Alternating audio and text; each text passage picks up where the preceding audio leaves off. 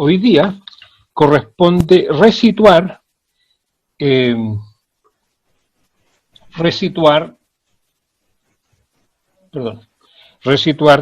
la pregunta fundamental del curso y de todas las teorías sociológicas, pero no en el sentido de lo que se dicta en la carrera, sino de que lo que significa la sociología, la sociología como ciencia.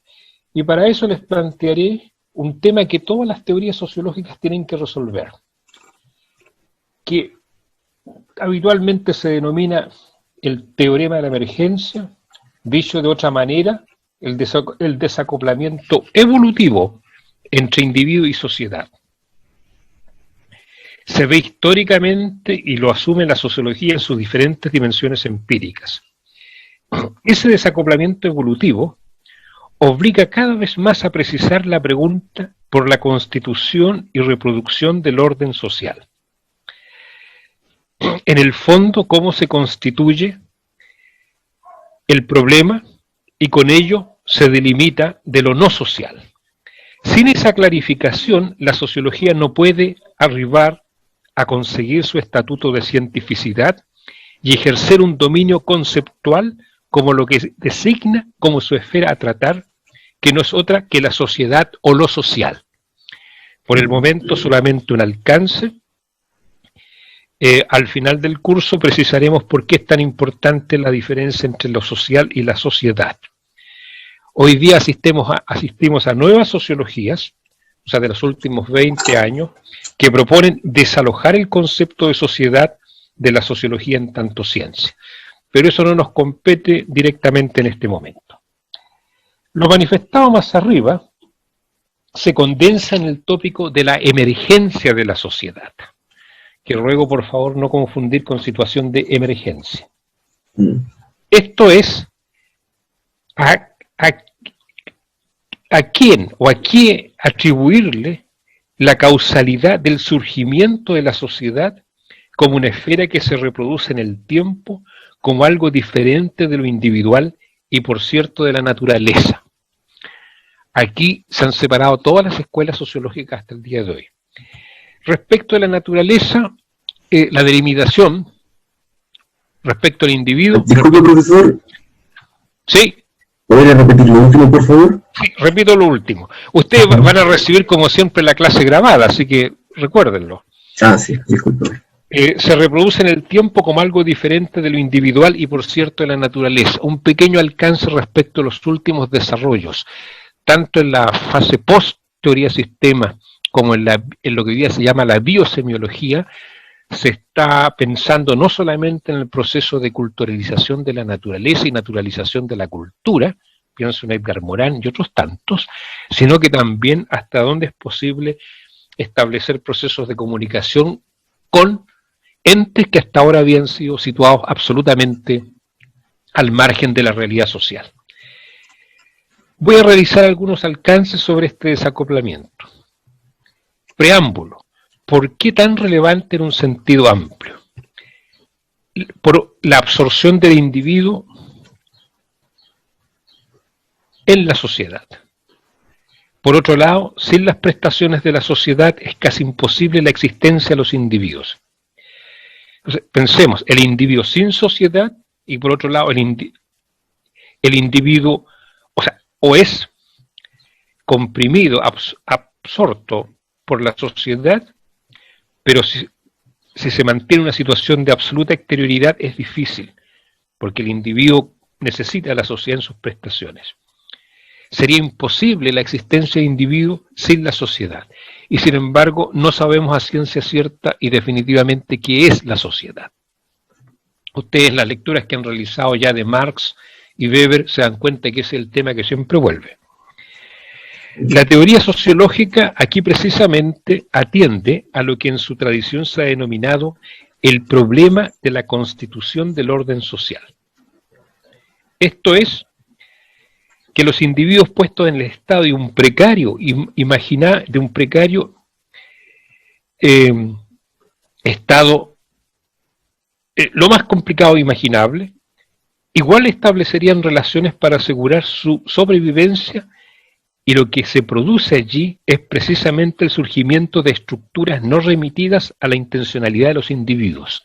Yo les recomiendo la película La Conquista del Fuego, que es una ficción, el hombre colocado al descubrimiento del fuego, todavía no hay lenguaje, hay lenguajes corporales solamente, y ahí ustedes se dan cuenta que para resolver un problema brutal como el de la sobrevivencia pura, algo sucede que emerge algo que es distinto al puro individuo u a los individuos. Lo que habitualmente se denomina los resultados no previstos, no deseados de la acción realizada por los individuos. Les pido atención en este punto. Entonces, ¿qué es lo que ha acontecido?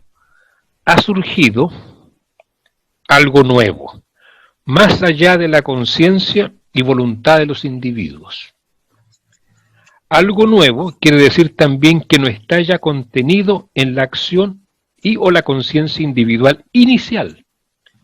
Valga la redundancia de los individuos. Después los individuos van a tener memoria, o tienen memoria, pero siempre acontece algo que está fuera del individuo. El surgimiento de un orden social remitible al momento de la no intencionalidad es clave para asegurar al objeto de la sociología como una esfera sui generis, más allá de la intencionalidad de las acciones individuales. Incluso podríamos decir hasta de sus deseos. Para decirlos en palabras de Norbert Elias, parafraseando a Norbert Elias a su libro Los individuos, la vida conjunta de los seres humanos por un lado, y por otro, sus procesos y estructuras aparecen como no dados de manera natural, aparecen como no real. Con esto quiere Norbert Elias recalcar el carácter artificial de la sociedad. Fíjense que yo aquí les haría a ustedes la pregunta, ¿han visto alguna vez la sociedad? No, ustedes ven cosas concretas.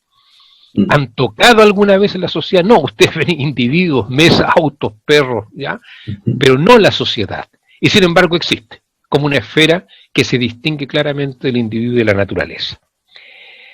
Entonces tenemos que tal relacionamiento conceptual que de facto tenemos que realizar entre individuo y sociedad hace surgir de inmediato la pregunta acerca de cómo se constituye la sociedad o el orden social.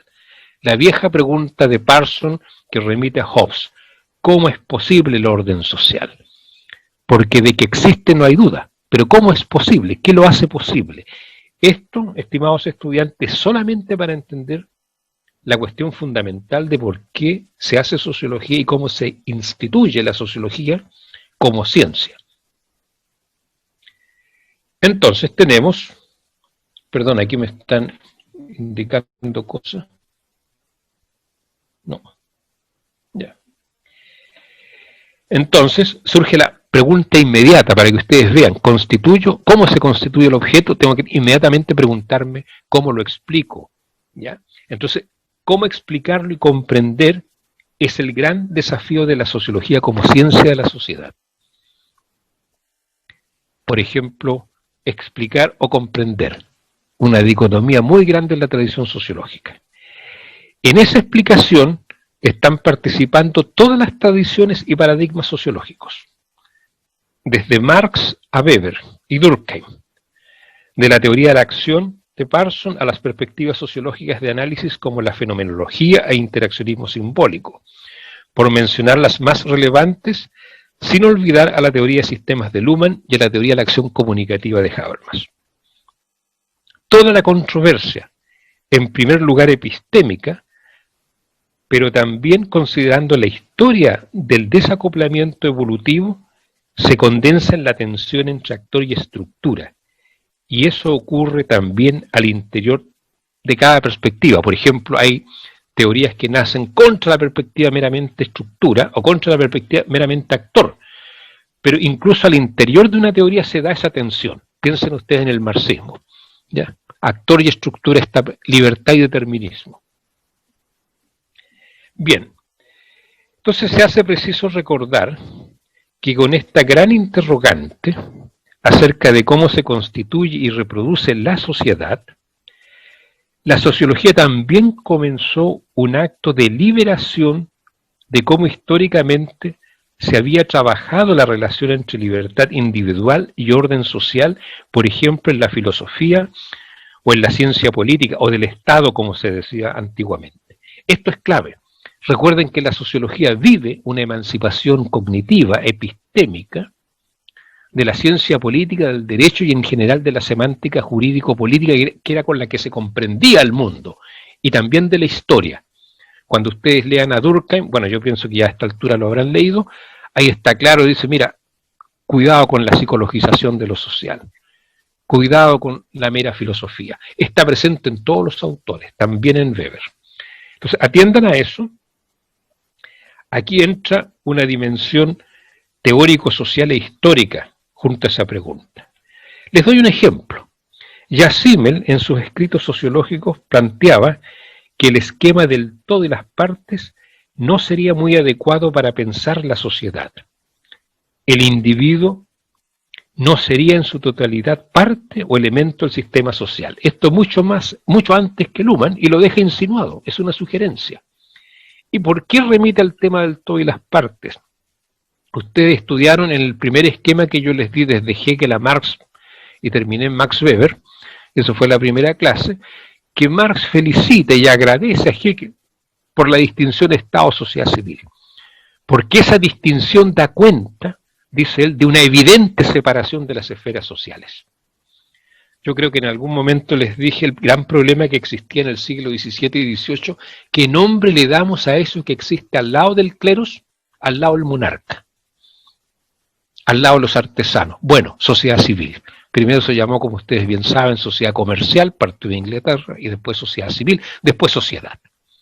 Entonces ahí todavía, en esa parte, las disciplinas o los que se preocupaban de la evolución social, trabajan con el esquema del todo y las partes. Y esto tiene profundas implicaciones para lo que hoy día se llama praxis de la teoría o intervención o regulación social. Va a ser Estado, sociedad civil, Estado versus mercado, mercado, familia. ¿Se dan cuenta? Entonces se ve como una totalidad, casi como un edificio, y surge inmediatamente la pregunta, cuando se desarrollan fuerzas centrífugas en la evolución social, ¿por qué se generan? Y segundo, ¿quién se hace parte de generar una reestabilización? Por ejemplo, yo les hice a ustedes, les recomendé, o sea, fue un excelente trabajo el que hicieron sobre Marcuse, donde reproduce a Hegel, ¿verdad? Y Hegel está preocupado que el aumento de la riqueza de la incipiente sociedad capitalista genera al mismo tiempo pobreza. ¿Quién puede reordenar estas partes? Hegel tiene una solución: el Estado de Derecho, equilibra estas partes. La economía no se le puede escapar a la sociedad. Y esa es una tradición que ustedes la ven hasta el día de hoy, cuando se nos dice el mercado ha sometido a la sociedad, ha ocupado el Estado, etc. Entonces, para que ustedes vean que una consecuencia estrictamente metodológica dice relación con epistémico-metodológica, también con un proceso histórico. Y ustedes recordarán, en la parte que tuvieron que leer, el reproche que le hace Marcuse a Hegel, porque Hegel dice, ahora con la sociedad burguesa somos todos libres. Antes eran unos y después un poco más. Acuérdense, de los griegos la sociedad feudal, hoy día somos todos. Y ahí aparece Marx y le dice, no, aquí la burguesía disfraza su interés particular de interés general. Y radicaliza la tesis Marx de que el verdadero interés general está representado por el proletariado. Sobre eso una clase exclusiva la próxima semana, donde reconstruyo toda la obra de Marx, desde la crítica de la religión hasta terminar en el Capital, solamente para responder eso. Entonces, piensen ustedes, el tema de quién representa a quién y quién ordena esto. Y por eso Marx nos va a decir superar las contradicciones antagónicas, terminar con la propiedad privada y llegamos al comunismo. Eso es un intercalado. Veamos en Durkheim, que entiende a pensar la relación individuo-sociedad no como una relación antagónica, en el sentido que las ganancias de uno significarían las pérdidas de otro. Weber, de manera similar, aprecia la sociedad como un proceso interdependiente entre incremento de la libertad de acción individual y racionalización de la orientación de las acciones. Esta pregunta, por la constitución del orden social, cuya respuesta exige siempre el proponer de manera clave y precisa una operación como constitutiva del orden social, no es solo epistémica. Yo les recomendé que leyeran el texto en Academia Edu, ¿por qué no tenemos teoría? Ahí están los niveles muy bien especificados. ¿Ya? Hablo del nivel epistémico, pero también del nivel de la teoría social, del nivel valórico, axiológico, etc. No es solo epistémica, sino que es también, no es solo codependiente de mirar la historia de ese real y evidente desacoplamiento evolutivo entre individuo y sociedad, sino que también conlleva preocupaciones éticas. En el nivel de la historia real, lo que yo designo como teoría social, ustedes encuentran la preocupación por los mecanismos de desintegración y reintegración de la sociedad. La clásica discusión que se da en la sociología, si el mercado generó, fue la monetarización de la vida social la que generó la diferenciación, cómo se explica eso, pero al final se reconoce que ese proceso de autonomización de las esferas es evidente, pero hay un problema de cómo se regula, cómo se autorregula, cómo se interviene, o quién tiene el primado. Marx, por ejemplo, ha sido el primado a la economía es clave. ¿Ya? Otros dirán la cultura, otros dirán la política. Pero esa preocupación no es solamente referente a lo histórico real, sino que también es una preocupación esencialmente ética. Llámenle ustedes axiológica, normativa, valórica. Por ejemplo, ¿por qué? Las preguntas que surgen es cómo puede el individuo en la sociedad moderna orientarse en un mundo cada vez más complejo y tecnificado, cada vez más veloz. ¿Cómo puede el individuo resguardar su subjetividad, interioridad, su integridad psíquica, más allá de la obtención de prestaciones y servicios económicos? Me detengo acá para que vean ustedes la actualidad de esta pregunta que parece tan teórica y sin embargo tiene implicaciones éticas profundas. Mire, cuando la sociología en el momento actual, cuando digo el momento actual son los últimos 20 años, se preocupa de esta tensión individuo y sociedad y qué le pasa al individuo. Hay algunas investigaciones bien interesantes. Por ejemplo, Sennett, en su libro El fin y decaimiento de la vida pública, nos propone la siguiente tesis. La consecuencia más importante, según Sennett, sería el surgimiento de un tipo de personalidad insegura y temerosa. Esto está escrito en los 80, no crean que esto está escrito el año pasado. Que cubriría su carencia de motivación interior con una huida hacia los sentimientos y emociones. Para ello acuña Sennett el término terror de la intimidad. Tal vez el ejemplo más preclaro de las investigaciones de Sennett diga en relación con la arquitectura y la erosión de la vida urbana y de los espacios públicos. Miren, acá, esto que parece tan actual y moderno, en el fondo remite a un viejo problema ya desde el idealismo filosófico alemán, pasando por Marx, pasando por Hegel, por supuesto, y Weber, de cómo el ser humano, por producto del desarrollo social, es más libre y al mismo tiempo más dependiente y se puede tornar una personalidad insegura y penetrado por las racionalizaciones sociales de todo tipo, de tal manera que queda en una situación de intemperie. Y la única salida que le queda es transformar sus sentimientos y emociones en el último criterio de orientación de la acción. A eso me refiero. No olviden nunca la sociología, aunque hable de los sentimientos, de la interioridad, de los deseos, explica y trata de comprender coordinaciones sociales, llámense acciones sociales o realidades sistémicas. No somos psicólogos, eso es muy importante, independiente de las grandes contribuciones que especialmente el psicoanálisis le ha entregado a la teoría sociológica. Vamos a otro. Lasch, esto solamente a manera de ilustración, de situamiento, para que ustedes vean que una pregunta que parece tan abstracta tiene una concreción muy grande en la elaboración de la teoría sociológica. ¿Qué nos dice Lasch en la cultura del narcisismo? Compartiendo la constelación de ambivalencia, ejerce una crítica a la tesis según la cual la intimización de las relaciones humanas pondrían en peligro la vida pública. Lo ve precisamente a la inversa. ¿Qué quiere decir? Que producto del predominio y la racionalidad instrumental, tanto sentimientos como emociones son sometidos a sistemáticos procesos de erradicación. No obstante, Lasch plantea que lo que se está configurando como una realidad individual sería el predominio de una personalidad narcisa, y ahí también comparte con ser altamente insegura, temerosa, y bueno, dejemos las explicaciones posteriores de qué es lo que se hace, qué es lo que acontece y cómo se explican las salidas de esa reacción.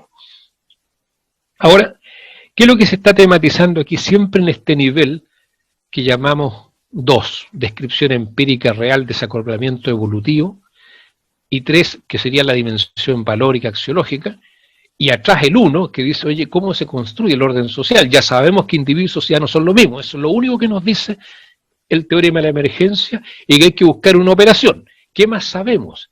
Que cada teoría sociológica ofrece una operación distinta. Ya al nivel de la descripción empírica, o sea, en la parte histórica real hay altas congruencias, nadie va a negar la monetarización, el problema es cómo se interpreta y cómo se explica. Y en el nivel axiológico es muy importante porque la sociología, bueno, han habido espíritus bastante fríos. Marx es sin duda un gran analítico, pero también una persona altamente codependiente de motivos éticos, como ya veremos. Pero ¿qué pasa hoy día? No solamente en Marx, en Weber, en Durkheim. Hay una tematización de que el incremento de las libertades individuales sea leído como defecto absolutamente beneficioso solo por tratarse de procesos de liberación de ataduras tradicionales y de nuevas defensas hacia lo externo, pero también de sí mismo. ¿Por qué? Una cosa es pensar la liberación de las ataduras. Piensen ustedes en el mundo de la hacienda en el siglo XVIII, XIX en Chile central, o piensen ustedes en la época feudal. El proceso de liberación también iba a generar pobreza. Pues si usted salía de la hacienda, ¿dónde se iba? ¿Ya? Si usted salía del campo con su señor, ¿dónde quedaba? Y ahí ustedes lo pueden leer en Marx en el capítulo sobre la acumulación originaria. Fue un proceso extraordinariamente violento. De lo que se trataba era que esa gente se transformara en trabajador, cosa que dura un par de siglos, ¿ya? Entonces, una cosa es la liberación de las ataduras tradicionales de aquella época, pero que siempre acompañaba la reflexión sociológica, y otra cosa es pensar cuáles serían los procesos de liberación actual, porque la advertencia que también tenemos es que los procesos de liberación también se transforman en restrictivos. A ver, un ejemplo simple: si usted es distinto y no se suma a la moda, a lo políticamente correcto, con una semántica liberadora, en el fondo termina preso y no lo puede decir. Así que vean siempre esta figura de la ambivalencia, y de esa ambivalencia de todo proceso social, la teoría sociológica ha tenido que preocuparse en todos sus niveles. Por ejemplo, si repasamos a Beck, solamente una mención: Beck no está al nivel de la teoría sociológica, no llega a ese nivel, pero sí respecto de los procesos ecológicos, y su tesis, la individualización, nos dice mucho. ¿Qué entiende Beck por individualización? Se entiende la separación de contextos de vida tradicionales que conllevan al mismo tiempo a una temporalización y estandarización de la forma de existencia individual, de increíbles consecuencias para las biografías personales. Atienden a esta palabra clave, de vidas tradicionales. Lo que para hoy puede ser tradicional fue probablemente una gran innovación en el siglo XVIII y XIX. Por ejemplo, la constitución de la familia moderna.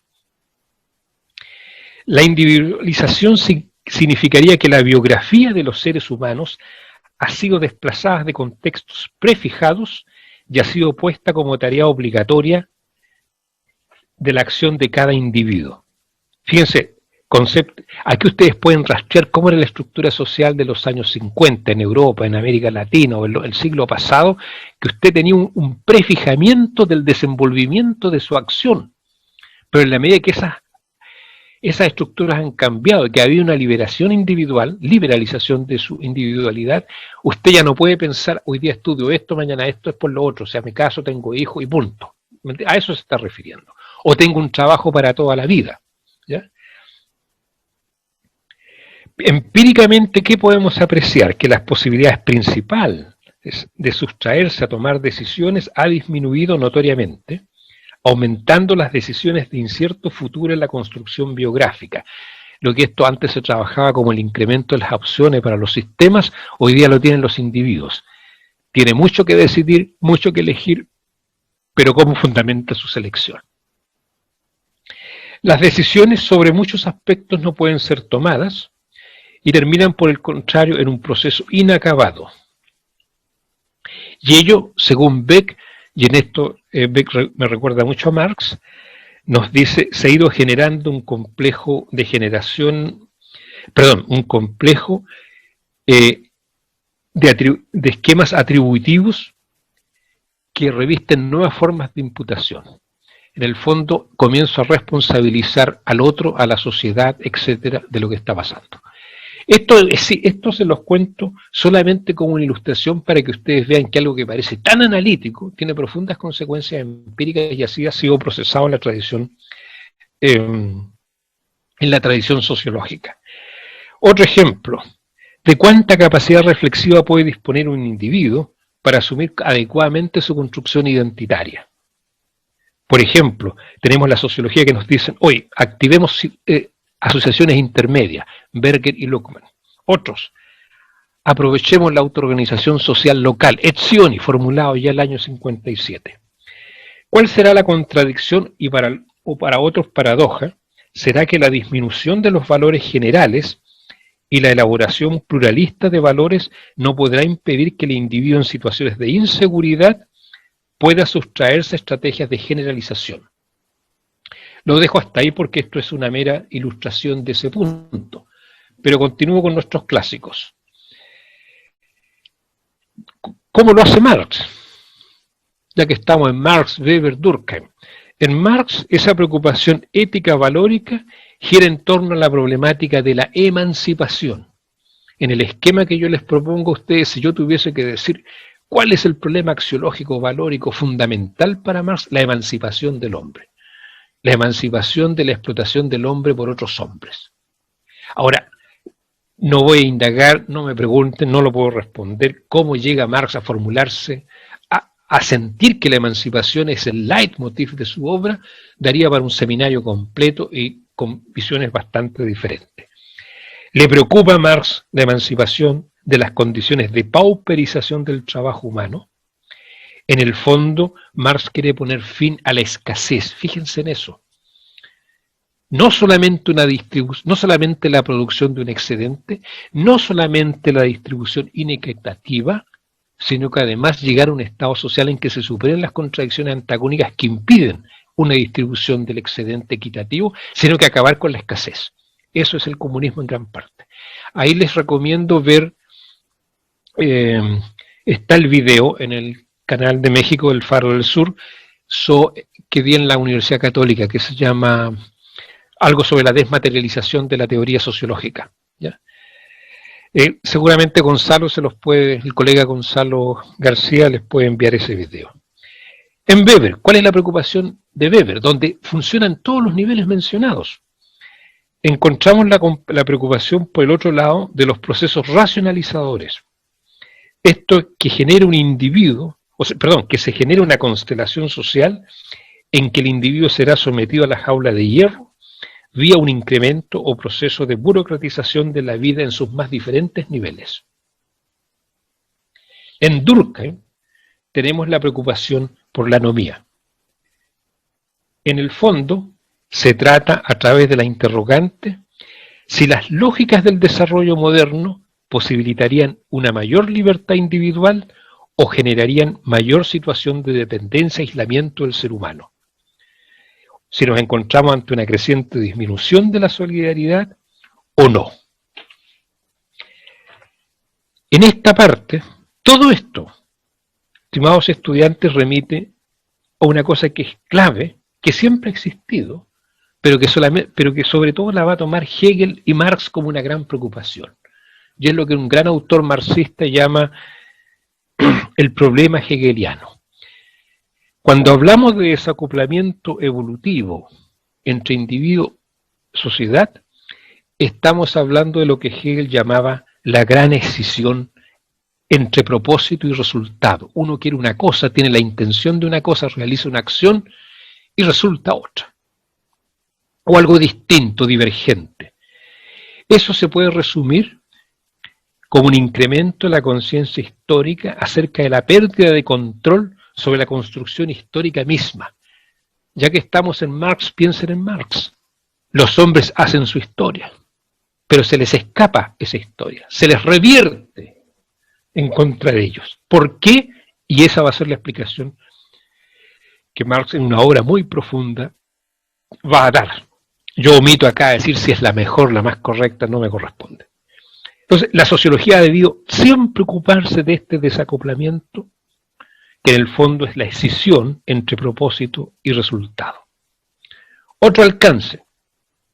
Esta tensión existió siempre desde que el hombre es hombre. Y segundo, jamás ha habido teoría sociológica alguna que haya afirmado una unidad entre individuo y sociedad. Hoy en día eso es mucho más difícil porque la diferenciación social ha incrementado las distancias y las posibilidades de los mecanismos de mediación y regulación social clásicos. Me detengo en este punto. Creo que quedan 3 minutos, así que hacemos la pausa de rigor de 10 minutos y volvemos en 10 minutos y seguimos con la exposición y atiendo consultas. Muchas gracias.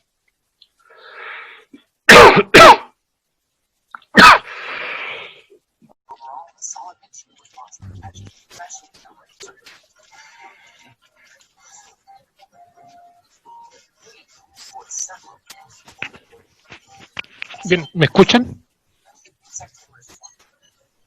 Así se escucha. Perfecto. Vamos a seguir entonces. Recuerdo por última vez, no por última vez, va a ser varias veces, que emergencia significa surgimiento de un orden social que no puede ser remitido a quienes actúan en ese surgimiento. Ese nuevo nivel de orden queda constituido, establecido, más allá de la intencionalidad y acción de los individuos participantes. Emerge algo más allá de los individuos que será precisamente designado como realidad social. Se trata de una nueva realidad. Ahora voy a hacer un pequeño ejercicio acá. Quiero achicar la pantalla. Perdón. Ya.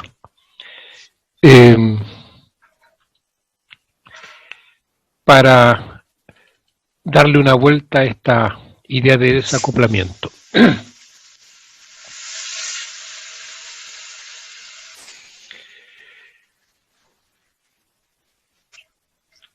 Yo solamente les puedo adelantar que si vamos a autores como Luhmann, esta relación es superada de manera mucho más radical, pero no nos compete por el momento. Lo que tenemos que tomar como punto de partida siempre, desde el inicio de la teoría sociológica, es el desacoplamiento cada vez más radical entre individuo y sociedad, donde se va a producir un fenómeno extraordinariamente empírico, que lo voy a llamar de la siguiente manera. Desde la sociedad hacia los individuos se producen constelaciones de indiferencia. Marx lo va a ver mucho con el tema de la alienación, de la adopción. Esta situación, oye, alguien tiene prendido y me sigo. Esta situación en comparación a órdenes sociales pretéritos también puede ser vista como positiva. Por eso les decía, atiendan al nivel 2, que es la tematización de una caracterización epocal de la historia real empírica, en que algo que es visto hoy día como una atadura puede haber sido una liberación. Ahora, si ustedes comparan esta constelación de indiferencia, también fue un logro evolutivo. Piensen ustedes que en la sociedad feudal las posibilidades que tenía usted que la sociedad se comportara indiferente a usted eran bastante menores. La sociedad lo sometía a todo, a través del señor feudal, del clero, el monarca, etcétera. Piensen en la época esclavista, pero no solamente respecto a los estratos bajos, sino que las sociedades premodernas no tenían constelaciones de alta indiferencia respecto a la realidad individual. Por lo tanto, Piensen en esta figura de la ambivalencia, de la ambigüedad. Todo progreso conlleva también una sombra. Hoy día nos quejamos de la indiferencia, sin embargo, no nos damos cuenta que la indiferencia también ha sido un factor altamente benevolente. A nadie le gustaría, por ejemplo, en la sociedad moderna tenemos la escisión radical anclada en el derecho de la separación entre espacio público y privado. Nadie puede leer sus cartas, por ejemplo. Ya no se trata entonces, por su dificultad, de intentar reconstruir seguridades a partir de las intenciones de los individuos para hacer la historia, sino que se trata en primer lugar de desacoplar a la evolución social de perspectivas de acciones restrictivas. Llámese como se le llame, Estado, mercado, iglesia. Pero esta duplicación que de la realidad ha sido producida por la construcción moderna del orden social. Ya que estamos en Marx, uno de los autores que más reconoce los méritos del capitalismo, del dinero, va a ser precisamente Marx. Basta leer el manifiesto o los Grundrisse. Otra cosa es que él diga, mira, no es suficiente. Yo lo apuntaba en la primera sesión. Por ejemplo,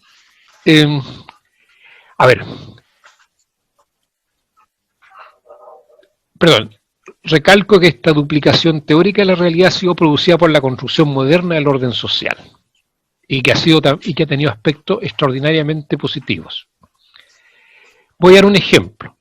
El problema de la estabilización de expectativas contra su decepción son alcanzadas o mediatizadas por normas, es decir, son tratadas como un problema de estabilización general y no reducido o en vista de los problemas de los individuos.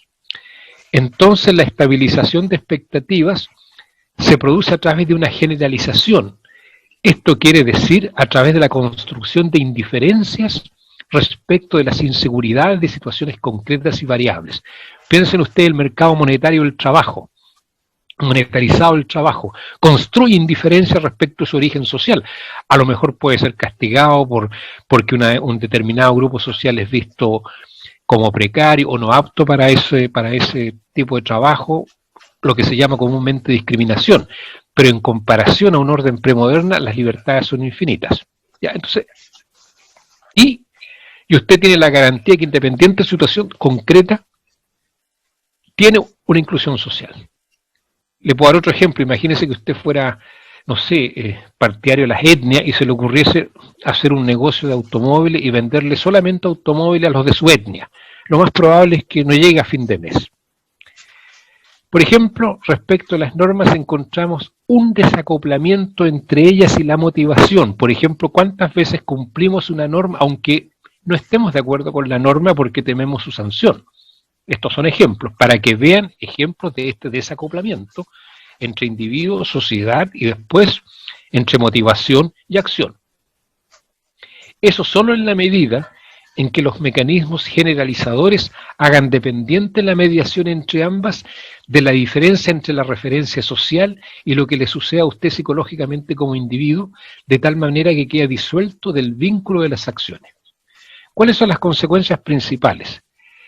La diferencialidad de las expectativas no permite entonces arribar a la generación consciente de un consenso. Para eso vamos a tener elecciones, lo que se hace normalmente. La función de las instituciones no consiste entonces en la generación de un consenso, sino que se le supone. Y hay que ver si es viable o no es viable, basta nuevo aviso. Tenemos entonces indiferencias permanentes que actúan en contra de los motivos individuales. Se da una constelación histórica de sistemas que ya se han diferenciado de un contexto normativo consensuado valóricamente y culturalmente en la interacción, que no solo posibilitan el aliviamiento de los actores individuales, sino que estructuran de manera sistemática el horizonte de estos actores. Por cierto, resulta evidente que tales horizontes no pueden ser construidos a partir de tales actores. Mire, Marx, cuando ustedes han leído el texto, está lleno de estos ejemplos. Cuando analiza el dinero, dice, mire, puedo ser feo, pero el dinero me puede permitir conquistar la mujer más hermosa, o tener una obra de arte, etc. Ese desacoplamiento se nota ahí por diferenciación estructural de la sociedad. La tensión entre individuo y sociedad, producto de la gran escisión entre propósito y resultado, exige una búsqueda permanente para encontrar los caminos para adecuarse a un nivel de complejidad cada vez mayor. Esto afecta a la dimensión temporal, haciéndola cada vez más relevante. Llego hasta aquí. Eso era la clase, perdón, ahora cómo vuelvo a la pantalla grande, ya. Esa era la clase que yo tenía prevista para hoy. Es una especie de resituamiento. Todo esto lo dije en realidad en la primera clase en otras claves, que era cuando hizo el repaso a Marx y Weber fundamentalmente. Les voy a dar un solo ejemplo para resituarlo. En Weber, en Economía y Sociedad, surge la pregunta en qué medida el análisis weberiano supone el descubrimiento de características estructurales del capitalismo que no podrían ser explicadas por recurrencia a la acción de sentido, lo cual nos llevaría a concluir que en la misma teoría de Weber existe también una concepción del capitalismo como sistema, atendiendo a las estructuras que se han cosificado o que se han condensado. Ese es un ejemplo concreto. Daría para un seminario completo estudiar o tratar de responder solamente esa pregunta. Nosotros apenas la vamos a rozar con el tema de la lectura que ustedes tienen, son un par de páginas nomás, creo que son 30 o 50, de la ética protestante. Ahí tienen un ejemplo de todo lo que estoy hablando. Entonces, no tiene sentido aprender, por eso les digo, no tiene sentido aprender cosas de memoria. Con eso no impresionantes de la realidad, pues sería mínimo. Lo otro, esto tiene una concomitancia metodológica. La metodología, no la confundan con técnicas de investigación. La metodología, a partir de los fundamentos epistémicos, tiene que asegurar el camino de cómo ingresa a ese objeto. Por ejemplo, Marx nos da un camino. Dice, acuérdense, estuvieron leyendo la ideología alemana, parto de las condiciones reales concretas. O por ejemplo, el prólogo, la crítica a la economía política. Los fundamentos materiales de la producción y reproducción de la existencia es la forma más adecuada de entrar a comprender la realidad social. En el análisis de los procesos económicos, dice, puedo capturar la anatomía de la sociedad burguesa. Bien, yo lo quiero dejar hasta aquí.